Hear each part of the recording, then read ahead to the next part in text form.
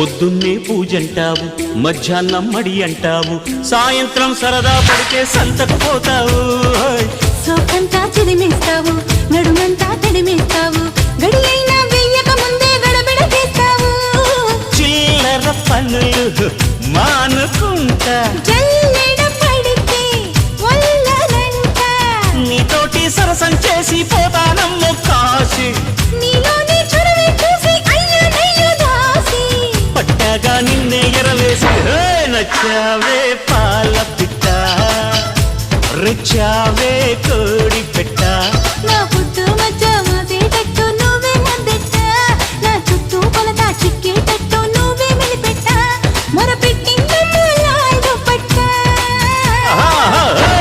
నచ్చావే పాల పిట్ట, రెచ్చావే కోడి